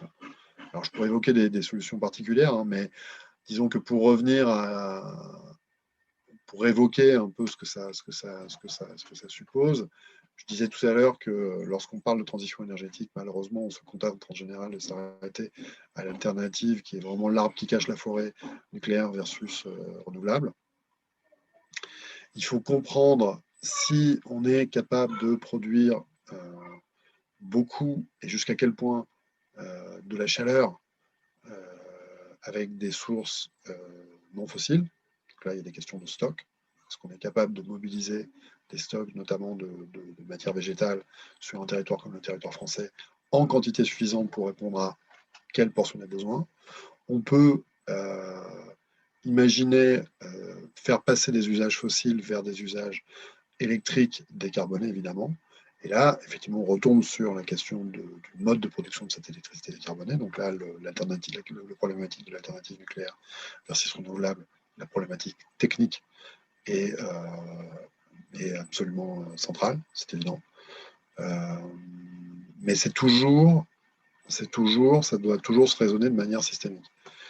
C'est-à-dire avoir une vision de l'ensemble du système et donc des pentes de plus faible résistance dans les évolutions, dans les transformations qui sont imaginables. Il y a plein de solutions. Il y a l'efficacité énergétique. J'ai montré, je vous ai indiqué à quel point c'était limité probablement, en tout cas ça n'épuisait pas le sujet. Et malheureusement, c'est là-dessus qu'on compte dans les scénarios qui sont les plus lénifiants, on va dire, qui sont les scénarios dominants aujourd'hui. On ne pose pas dans ces scénarios la question systémique. Il est important, à mon sens, évidemment, et c'est ce que font la plupart des écologistes, de se poser la question des usages. Et là, il y a beaucoup à faire. Dans la mobilité quotidienne, mais à condition, c'est encore une fois, c'est une question systémique d'investissement public cohérent. Dire, mettez-vous tous sur un vélo ou achetez-vous une bagnole électrique. C'est une réponse, on va dire, insuffisante. En fait, c'est vraiment la société qui doit raisonner de manière cartésienne pour comprendre où est-ce qu'elle doit investir, qu'est-ce qu'elle doit... Regardez aujourd'hui la mode qu'il y a sur l'hydrogène, c'est rigolo. On dit, alors, régulièrement, comme ça, il y a des totems il y a des panacées comme ça qui sont montrés. La production d'hydrogène, à quel besoin elle répond de manière pertinente dans un système industriel réel, pas fantasmé ou imaginé. Et ces questions-là, c'est très difficile aujourd'hui de les poser, même au pays de Descartes. Parce qu'en fait, on a une pratique du débat politique qui est animée par des gens qui, bien souvent, sont des ignorants, ont une culture scientifique technique faible et ne voient pas tellement pourquoi est-ce que c'est un problème. Je pense à la plupart des politiques et des gens qui travaillent dans mon ancienne corporation, les journalistes, dont je peux vous témoigner de la nullité de la culture scientifique. Et c'est un vrai gros problème pour animer un débat cohérent là-dessus. Je suis allé assez loin de la question posée, mais tant pis. Merci beaucoup pour la réponse très complète à la question. Bah oui, je fais comme les politiques, je réponds à la question que j'aurais voulu qu'on me pose. Il paraît que c'est comme ça qu'il faut faire quand on fait de la politique. Donc, on en a ensuite une autre. Donc, c'est pour rebondir sur l'aspect plutôt politique de l'après-pétrole. Donc, d'après Timothy Mitchell, dans son livre Carbon Democracy, L'accès aux énergies fossiles a permis au régime démocratique européen de s'installer. À votre avis, que va-t-il se passer du côté de cette démocratie une fois les pics fossiles atteints? C'est pas tout à fait ce qu'il dit, Timothy Mitchell. Timothy Mitchell, il dit que, je caricature un tout petit peu, mais c'est la règle du jeu quand on essaie d'être bref, il dit que les élites capitalistes ont choisi le pétrole parce que, grosso modo, dans le pétrole, il n'y avait pas ce petit truc embêtant que vous avez besoin d'avoir des armées de prolétaires comme dans le charbon. Ce qui est beaucoup plus intéressant dans la manière dont vous présentez les choses, et c'est peut-être ce qu'a retenu le lecteur qui pose cette question, c'est qu'effectivement, c'est un autre sujet qui est très peu traité, ou en tout cas très mal. Je ne suis pas très fan de Timothy Mitchell. C'est que l'abondance énergétique, le régime d'abondance énergétique, a permis a joué un rôle décisif dans l'essor de la démocratie moderne. C'est parce qu'on ne crevait plus la dalle qu'on s'est dit que bon, on pouvait être un peu plus coulant pour ne pas asservir le voisin. Je pense qu'il y a vraiment, effectivement, dans les années 1860-70, la réalisation en même temps que l'essor de la puissance industrielle, de scandales immémoriels sur lesquels on ne s'attardait pas trop, qui était que oui, on avait quand même un tout petit peu besoin de main-d'œuvre asservie, qu'elle soit des serfs précisément, ou des esclaves, ou des femmes, ou des enfants. On ouvre les yeux là-dessus, c'est concomitant, c'est très intéressant. Enfin, il y a déjà cette concomitance, on ouvre les yeux là-dessus, l'humanité ouvre les yeux là-dessus, enfin, en tout cas une partie de l'humanité semble ouvrir les yeux là-dessus à partir des années 1860, l'abolition de l'esclavage aux États-Unis, l'abolition du servage en Russie, et puis la libération petit à petit. On a moins besoin de domestiques. Vous voyez, toute cette thématique des esclaves énergétiques. Le fait que, effectivement, avec l'abondance énergétique, chaque humain a à sa disposition en termes de watts de la puissance comparable à celle de plusieurs dizaines, voire plusieurs centaines de bras et de jambes en pleine forme et corvéables et invincibles dans 14/24. Donc effectivement, se poser la question d'une contrainte sur les approvisionnements énergétiques, de gré ou de force, hein, parce que vous avez évoqué le pic pétrolier, donc c'est la version de force, sevrage forcé, mais il y a la même chose si on imagine un sevrage voulu au nom du climat. Eh bien oui, effectivement, je crois qu'il y a un péril mortel aussi pour la paix sociale. Pour la paix sociale. Regardez encore une fois ce qui s'est passé au Venezuela. Vous avez un déclin de la production pétrolière qui chinte, qui étouffe la première source de devises qui permet au régime Chavez d'acheter la paix sociale massivement, en fait, qui permet à la société vénézuélienne moderne de se développer depuis les années 60. Cette manne est chantée et on aboutit à une situation de chaos social total. Demandez si vous avez des Algériens, des amis algériens, demandez-leur ce qu'ils pensent du déclin de la production de la Sonatrach. Alors, pour ceux qui ne le savent pas, la Sonatrach, c'est la compagnie nationale pétrolière et gazière algérienne. Tous les Algériens savent que la production de pétrole de l'Algérie décline et tous voient très bien le danger là-dedans. Donc oui, pour moi, il y a vraiment une tragédie à éviter dans cette histoire de transition énergétique qui n'est pas seulement, et ça suffirait largement, la tragédie climatique, qui elle-même va avoir des impacts sur la stabilité des sociétés. Hein, vous avez vu la carte du monde là, que je vous ai montrée avec les zones tropicales globalement qui deviennent peu ou prou invivables. Bon, c'est quand même, ça doit être grosso modo un humain sur deux qui vivent dans cette zone-là, dans cette grande zone-là qui va être affectée, toute la zone méditerranéenne. Donc oui, il y a une tragédie mondiale à éviter. Je crois que enfin, ça y est, là, depuis 2-3 ans, ce diagnostic commence à faire son chemin dans la tête de beaucoup de gens en Occident. On va voir ce que fait Biden. Mais maintenant, il faut vraiment parler de thérapie, quoi. Il faut vraiment parler de thérapie et a les yeux grands ouverts sur la réalité, la dimension fondamentalement objectivable, technique, avant, je ne dis pas qu'il n'y a pas une dimension éthique ou même morale là-dedans, mais il y a d'abord une dimension physico-technique, avec laquelle il faut que les opinions se mettent en phase. Le problème posé est d'abord un problème physique, ensuite un problème technique, et ensuite, mais ensuite seulement, un problème, disons, sociétal ou politique ou économique. Mais les opinions sur l'écologie, lorsque en fait le jeu des opinions pouvait se passer quelque part, et la tragédie humaine jusqu'à une époque récente, c'est une tragédie classique, antique même. C'est-à-dire que sur la Skéné, il n'y a pas vraiment de décor. Ce qui se passe d'important, c'est Thésée, c'est Oedipe, c'est des bons hommes. Mais bon, le décor, ça n'est qu'un décor. Ce que nous apprennent un certain nombre de philosophes, ce que l'intuition sociétale nous apprend, c'est que non, Mère Nature a un rôle. C'est pas Deus ex machina, c'est Deus ex natura. Ou si on la mode de retour de Bonalois, de la mode de Spinoza, tout ça, c'est à la réalisation malheureusement tardive qu'effectivement on vit dans un monde au bout du progrès. Enfin, pas du bout du progrès, le progrès technique n'est pas terminé, mais au bout d'un siècle de débahissement, voire d'effroi pour certains, de l'essor technique, eh bien, on est les pieds dans le vide.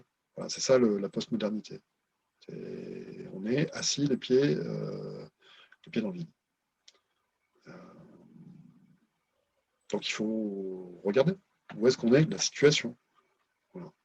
Mais cette situation, c'est d'abord une situation physico-technique. Et à mes yeux, c'est la meilleure nouvelle dans cette histoire-là. En fait, c'est notre seule ligne de vie, c'est le caractère largement objectivable du problème posé. C'est notre seule ligne de vie. Il n'y en a pas d'autre. Mais pour la saisir, ça suppose une maturité, un saut quantique de la qualité du débat démocratique. Et je vous avoue que, comme tout le monde, j'ai des doutes sur notre capacité à nous montrer vraiment intelligents collectivement pour regarder en face le diagnostic et les voies thérapeutiques possibles. Alors j'espère que la crise du Covid a quelque chose malheur et bon. Peut-être que la crise du Covid va nous rappeler que malgré la mousse du débat, des polémiques, c'est bien la science quand même, c'est pas trop mal la science. Ça peut servir. Faire des plans, ça peut servir. Anticiper, a fortiori anticiper des maux inexorables, c'est bien aussi. Et donc là, avec le Covid, on a une vague. Derrière, il y a un double tsunami. On va voir si on est plus intelligent qu'une colonie de bactéries. Quoi. Il y a des jours, j'ai des doutes. Mais bon, si on a du bon sens commun, du sens commun, j'aime bien cette expression, le sens commun. Faites preuve d'un peu de sens commun, enfin. Voilà, c'est ça qu'il faudrait essayer de faire. Et je prétends pas, et nous, au Shift, on prétend pas, on prétend juste essayer de lancer cette conversation-là. Et bien sûr, non, il y a un saut décisif d'émergence d'une intelligence collective ou effectivement un effondrement.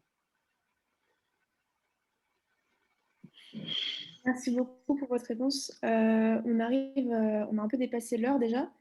Il y a encore quand même plusieurs questions qui nous ont été posées, donc je ne sais pas si vous avez encore un peu de temps pour répondre à Avec quelques-unes. plaisir. D'accord, donc j'enchaîne sur la question suivante.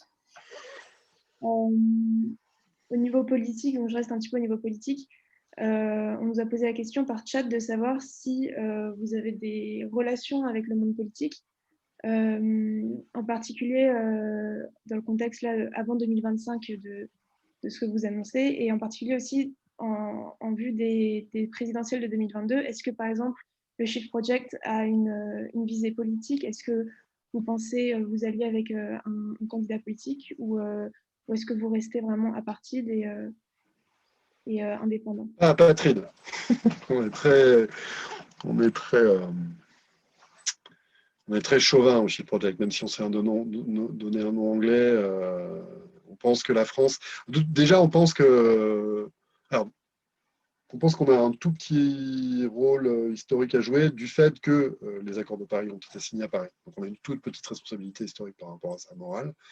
Le Shift Project, c'est quoi? C'est une association, loi 1901, financée financée pour moitié, disons, par des industriels pas beaux qui puent, qui détruisent la planète, mais sans lesquels, jusqu'à présent, il y a la SNCF, il y a EDF, il y a Bouygues, il y a Vinci. Dans tous ces groupes-là, il y a des gens qui réfléchissent stratégie et qui essayent de réfléchir comment est-ce qu'ils pourraient décarboner leur propre appareil industriel. Ça, c'est notre point de départ. Notre point de départ, le Shift, initialement, qui a été créé par Jean-Marc Jancovici, il avait vocation à animer une conversation, une réflexion stratégique auprès des décideurs économiques dans un monde qui est le nôtre, c'est-à-dire un monde capitaliste. On n'attend pas le grand soir au Shift. Enfin, après, chacun a ses opinions au Shift. Hein, chacun vote ce qu'il veut. Nous, notre vocation, c'est simplement de lancer une conversation cohérente d'aider à l'émergence. Moi, je suis journaliste, je considère que c'est mon métier de base, c'est de lancer des conversations cohérentes. Donc, ce qu'on cherche à faire, c'est aider, on n'est pas les seuls, bien sûr, à faire émerger des conversations cohérentes en France et en Europe sur ce que implique réellement la mise en œuvre des accords de Paris et la sortie des énergies fossiles. On essaie de documenter la partie diagnostic et la partie thérapie. Je vais essayer de vous donner un aperçu de ça. Et là, en fait, oui, alors, pour répondre à la question directement, oui, on parle. On a des contacts à haut niveau dans la plupart des partis politiques. On discute avec des syndicats, on discute avec des journalistes, avec ce qu'il est convenu d'appeler les décideurs. Mais pas seulement, parce qu'aujourd'hui, on n'a pas cherché à l'avoir, mais on l'a. On a aujourd'hui 10 000 bénévoles. Donc on est en passe. On a les effectifs d'un petit parti politique, mais on ne veut pas du tout être un parti politique. Ou si on est un parti, on est le parti. On se veut, en tout cas, le parti de Descartes. Ça, oui. Le parti d'un certain héritage cartésien. Pas sur ce qu'il pensait Descartes, mais sur la méthode. Son discours sur la méthode. Moi, ça, je veux bien le servir. Ouais. Je pense que, encore une fois, c'est le problème politique posé et un problème foncier d'approche des problèmes politiques qui est posé. Le problème qui est posé n'est pas de savoir si on est pour ou contre le mariage homosexuel. C'est-à-dire, ça n'est pas une question politique classique, encore une fois, de tragédie strictement humaine. Il faut prendre en compte la dimension. Voilà. Et donc, c'est ce qu'on essaie de faire émerger. C'est pour ça qu'on fait ce plan de transformation de l'économie française, ou cette ébauche de plan de transformation de l'économie française, qu'on va expliquer dans les états-majors des partis politiques, qu'on va expliquer au commissariat au plan, dont la réinstitution est. On n'est pas complètement étranger à la réinstitution d'un haut commissariat au plan en France. Voilà, on essaie de faire comprendre qu'il faut un plan, qu'on ne se tirera pas de cette histoire de transition énergétique sans réfléchir en profondeur sur la manière dont on est organisé, ou alors il faut faire comme Trump et prendre l'accord de Paris et puis on n'en parle plus et après nous le déluge, littéralement. Mais on n'est pas résolu à ça et là où on est politique, c'est au sens où on incite, on tente d'aiguillonner les décideurs politiques, économiques, syndicaux, les médias, à dire on peut avoir une conversation adulte là sur le... Parce que là, le cancer gagne. On a vraiment cette maladie qui est en train de gagner qui va nous submerger.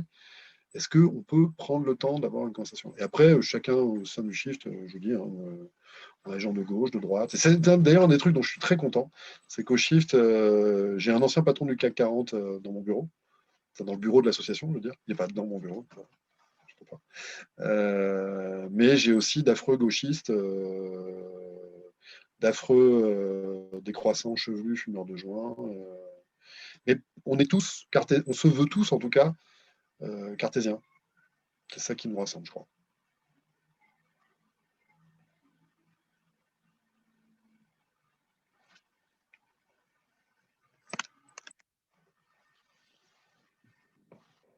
Donc, merci beaucoup encore pour cette réponse. On a une question assez intéressante sur l'actualité. Donc, il y a quelqu'un qui nous a donc écrit dans le chat. Vous avez parlé du Covid en expliquant qu'il faudrait que l'on tienne au moins deux générations avec un taux de croissance comparable à celui que l'on a connu en période de Covid. Donc, en quoi Un cette taux de, expérience... non, un taux de décroissance des émissions de CO2. Oui, c'est vrai, oui, c'est ça. Et donc, en quoi cette expérience sanitaire peut-elle constituer un exemple pour une éventuelle politique économique durable? Et peut-on la considérer comme un exemple ou seulement comme un accident qui est loin de présenter une situation idéale? Oui, non, c'est un accident. C'est un vrai accident. Ce qu'on dit, c'est qu'on peut anticiper sur les accidents.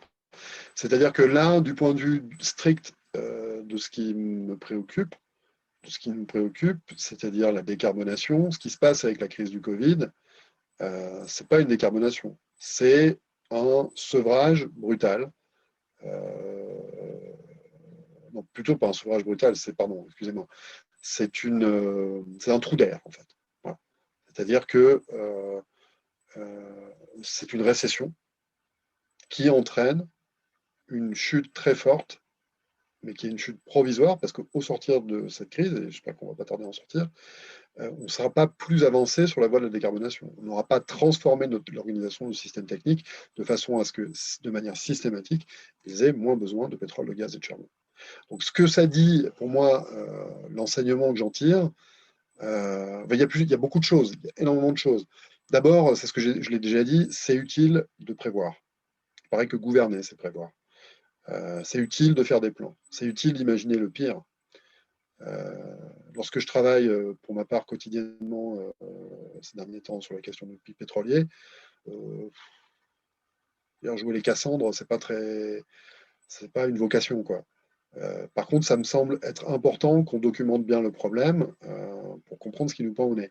Ça doit être la leçon de la Covid. Si au sortir de la Covid, on n'est pas capable de se dire qu'il faut qu'on mette des moyens sur la planification, il faut qu'on mette des moyens sur la résilience, qu'on ait cette conversation démocratique pour comprendre qu'est-ce que ça veut dire un territoire, qu'est-ce que ça veut dire Albi, qu'est-ce que ça veut dire Dunkerque, avec des vagues de chaleur comme Météo France nous a expliqué qu'on allait s'en manger dans les décennies qui viennent, et comment on peut, éviter d'aller aussi loin dans le réchauffement, et deux, si, à Dieu ne plaise, le réchauffement atteint ce niveau-là, qu'est-ce qu'on fait pour qu'on puisse vivre, tout simplement, et non pas survivre, et non pas avoir envie d'envahir la Pologne.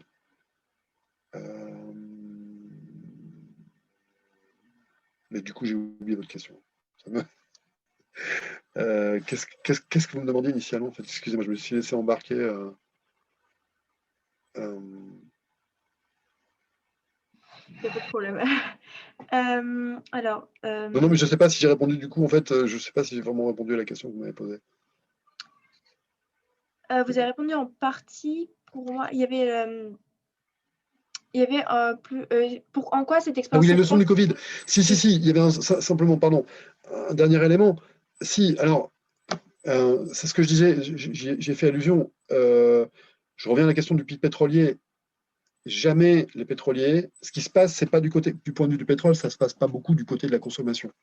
Le seul truc qui se passe côté consommation, c'est l'essor les gains de part de marché des voitures électriques. Ça, c'est un truc qui se passe. Bon. Avant qu'il ça ait des effets sur la décarbonation, il va falloir il y aura quelques étapes. Disons. Par contre, côté production, là, il se passe des choses. La Covid entérine, aggrave une situation pour l'industrie pétrolière qui est que les pétroliers ne trouvent plus de pétrole, ne trouvaient déjà plus de pétrole. Vous avez vu les histogrammes que je vous ai montrés. Avec beaucoup de problèmes, avec des investissements qui s'envolaient, vous voyez, beaucoup plus d'engrais et des récoltes toujours plus mauvaises. Là, la Covid a poussé tous les pétroliers de la planète à remettre sur l'étagère, à abandonner tout un tas de projets de développement de la production. Et c'est un risque qui était pointé déjà avant la crise de la Covid par l'Agence internationale de l'énergie. Il n'est pas du tout, et d'ailleurs elle le redit dans son dernier rapport annuel, il n'est pas du tout impossible que les pétroliers se lassent du pétrole avant les consommateurs de pétrole. Vous voyez, et alors ça, oui. C'est-à-dire que c'est-à-dire que la voiture balai, pic pétrolier, accélérerait très substantiellement à cause de la crise de la Covid. Je ne sais pas si c'est une idée qui est, parce qu'elle n'est pas très, c'est pas très connu, ce sujet-là n'est pas très connu, mais c'est un truc qu'on veut essayer de faire émerger au Shift, et donc je vous invite à aller jeter un œil à l'étude que j'avais publiée en juin dernier, et qui va donner lieu à un travail à nouveau beaucoup plus circonstancié qu'on fait sous l'égide du ministère des Armées, où on analyse ce qui pourrait advenir des approvisionnements pétroliers de l'Union européenne dans les années qui viennent. Et sans vouloir déflorer le sujet, je vous garantis qu'on ne reste pas sur le statu quo. Et que la voiture balai, elle est là, elle est bien là. Et on en reparlera. Parce qu'on n'a pas encore publié. Donc, Merci pour votre réponse. J'enchaîne sur la question suivante. Vous avez parlé de réalité scientifique et du fait qu'il fallait vraiment reconnaître la réalité scientifique du changement climatique. Et du coup, on se demandait quelle est votre position dans la communauté scientifique. Est-ce que vous trouvez globalement du soutien? Et plus particulièrement, comment vous positionnez-vous par rapport aux théoriciens de l'effondrement? Quelle est votre position par rapport à ça?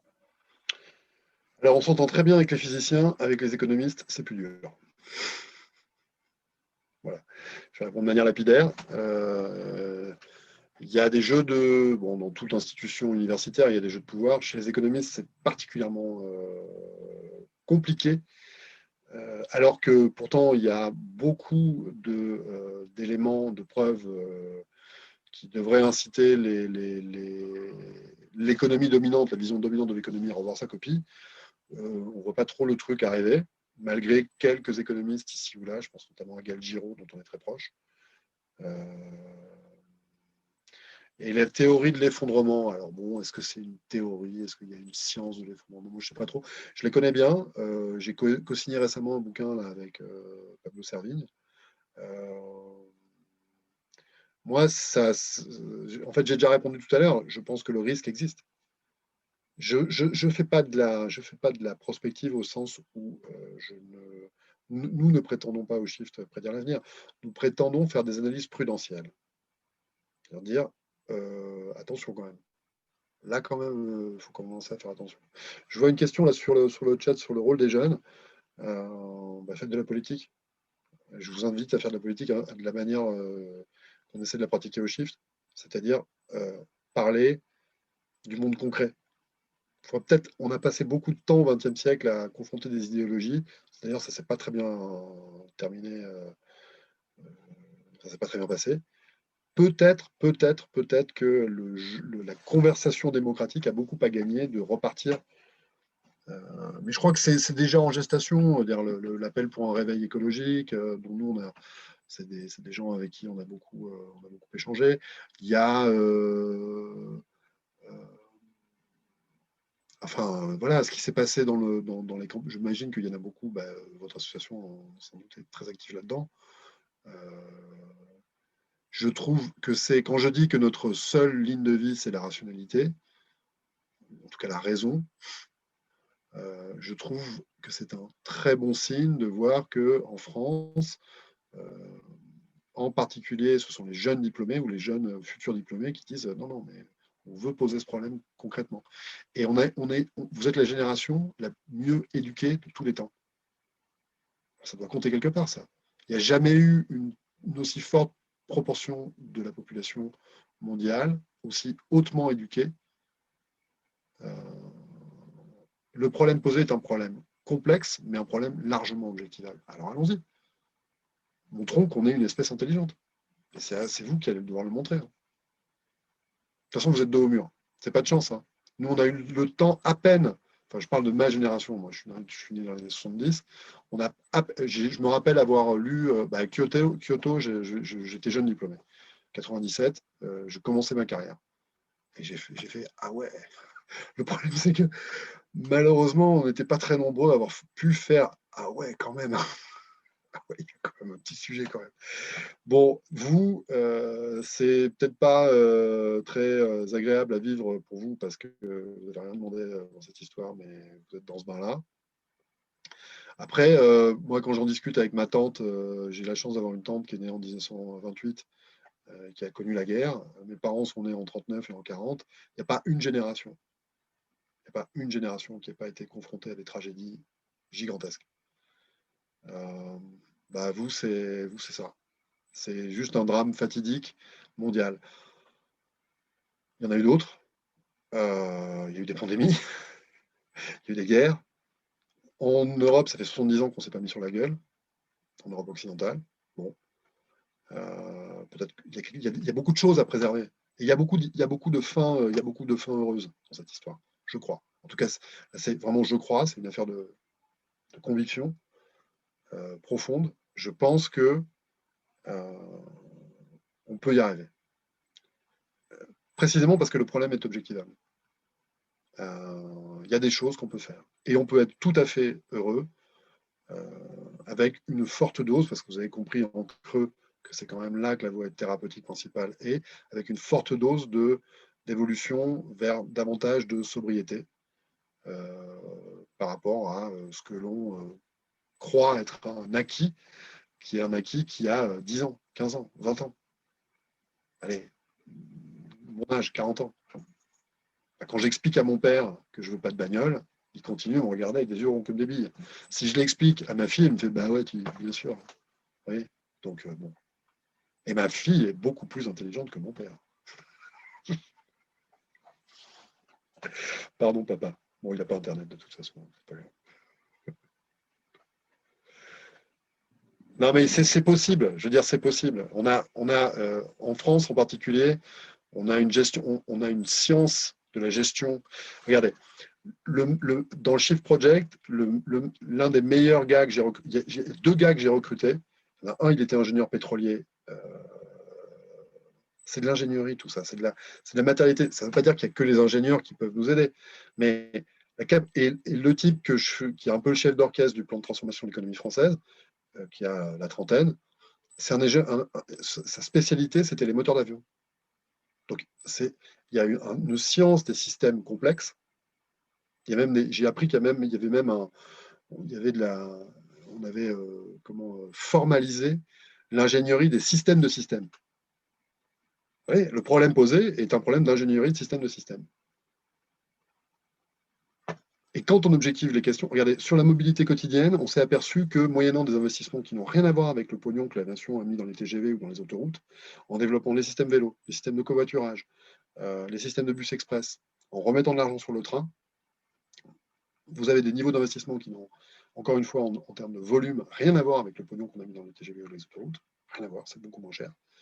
Et vous arrivez à, pour la mobilité du quotidien, là où c'est possible, et c'est possible pas que rue de Rivoli, c'est possible en grande périphérie urbaine, dans bien des cas, c'est possible de développer des systèmes cohérents permettant de se passer de la bagnole individuelle. Et au bout du compte, vous avez des investissements publics qui sont limités et des gains substantiels sur les budgets de mobilité des gens. C'est-à-dire précisément la réponse à la crise des Gilets jaunes. On a tous dans notre entourage des Gilets jaunes, des gens qui ont compris qu'est-ce qui se passait avec ce truc-là. On a dit, il y a des visions thérapeutiques aujourd'hui qui sont pour l'instant ineptes. On est au temps du docteur Diafoirus, on est au temps du docteur de Molière. La taxe carbone, c'est ça. La taxe carbone, c'est ça. On prend un outil, une scie dans la boîte à outils, et on dit, ben voilà, c'est ça la thérapie. On va vous faire, vous savez, dans Molière, on va vous faire une bonne saignée. Vous allez être guéri de votre fluxion.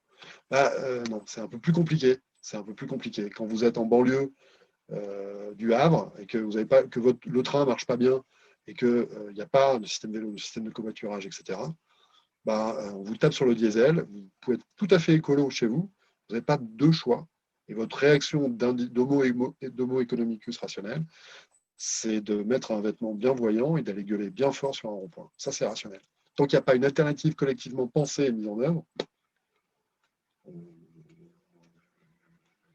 on va vers la catastrophe, quoi. Politique, économique, tout ce que vous voulez. Donc il faut avoir cette conversation adulte. Donc les adultes, c'est vous. Maintenant, c'est vous.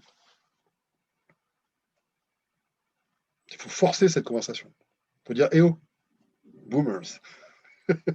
Ça suffit là, ça suffit. L'iceberg, c'est bon. Merci. Titanic, ça va, on l'a vu. C'est pas un super film non plus. Il y a d'autres scénarios possibles.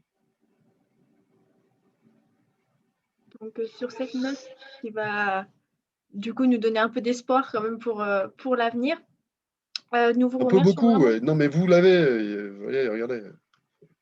C'est maintenant. En plus, c'est maintenant. Hein, c'est sur cette élection-là que ça va se jouer. Hein. Il n'y a pas un pays dans le monde. On a signé les accords de Paris en 2015. Il n'y a pas un pays dans le monde qui s'est bougé les fesses, là. Qui s'est gratté les méninges et retroussé les manches. Ben, c'est maintenant. C'est maintenant. Donc, allez, Normal Sup, là, allez, l'élite de la nation future, c'est vous. C'est à vous de dire. Là, ça suffit, là. Ça suffit, les conneries. On pose le problème, on regarde, et qu'est-ce qu'on fait? Voilà. En tout cas, on retiendra cette leçon ce soir, je pense. J'espère. Mais on vous remercie vraiment pour cette intervention qui fut très enrichissante. Et donc, nous vous souhaitons du coup une bonne soirée et une bonne continuation pour vos projets au Shift Project. Merci. Nous Et allons on a une suivre. association, les shifters, n'hésitez pas, regardez sur le site si vous avez envie d'y participer. Il y a aussi, il y a plein d'autres, il y a plein d'initiatives en France très intéressantes. On est déjà en collaboration. Il y a avec votre les association à vous? On est déjà un petit peu en collaboration avec les shifters, effectivement. Ouais. Un petit peu. Ok. Merci Toutes les beaucoup, formations en sont tout cas. utiles, absolument. Il n'y a pas besoin que d'ingénieurs, il y a besoin d'intelligence. C'est tout. Ouais. Merci beaucoup. Merci. Merci. Bonne soirée. Au revoir. Bonne soirée. Au revoir.